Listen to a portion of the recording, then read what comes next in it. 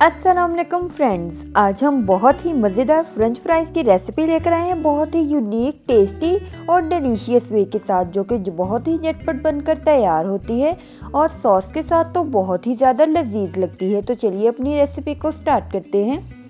सबसे पहले आलू लेकर उन्हें कटिंग कर लेंगे। जो टेढ़ी मेढ़ी साइड्स होंगी उन्हें कट कर लेंगे और बिल्कुल स्क्वायर दरमियान में से निकाल लेंगे।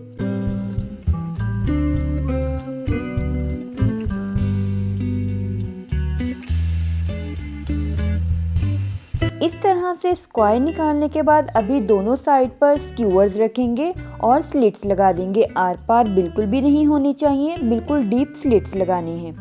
पहले एक साइड पर लगाएंगे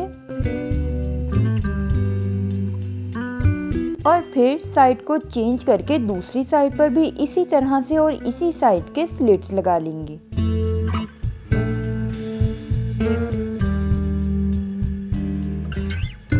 और बाकी के जितने भी हमारे पास आलू हैं उन्हें भी इसी तरह से रेडी कर लेंगे।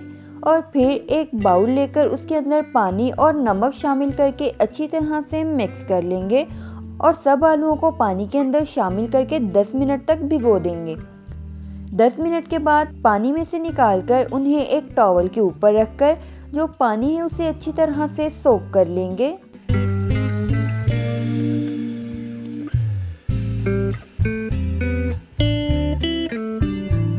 और फिर एक बाउल के अंदर मैदा लेंगे, इसके साथ ही कॉर्नफ्लोर शामिल कर देंगे। चम्मच की मदद से अच्छी तरह से मिक्स कर लेंगे।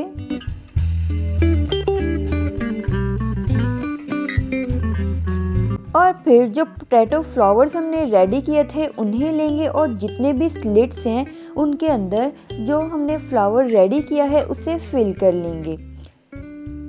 हर एक स्लिट के अंदर अच्छी तरह से फिल करना है और फिर 2 से 3 मरतबा झटक लेंगे ताकि जो एक्सेस फ्लावर है इसमें से निकल जाए। देखिए कितना ज़बरदस्त सा फ्लावर रेडी हो चुका है। अभी मीडियम फ्लेम पर एक ऑयल से भरी हुई कढ़ाई रखेंगे और ऑयल को गरम कर लेंगे। गरम हो जाने पर जो हमने पोटैटो फ्लावर्स रेडी किए हैं उन्हें शामिल करेंगे और इन्हें फ्राई कर लेंगे।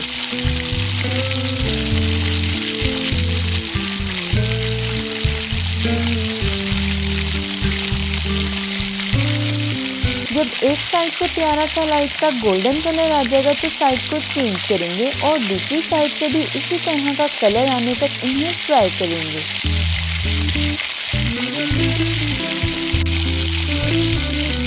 देखिए कितना खूबसूरत सा कलर आ चुका है। अभी इन्हें एक डिश के अंदर निकाल लेंगे जिसके अंदर हमें सर्व करना है। सॉस बनाने के लिए एक पैन लेंगे और उसके अंदर चिली सॉस शामिल कर देंगे। इसके साथ ही चीनी और पानी शामिल करके चम्मच की मदद से अच्छी तरह से मिक्स कर लेंगे। मीडियम फ्लेम पर इसे पकाएंगे।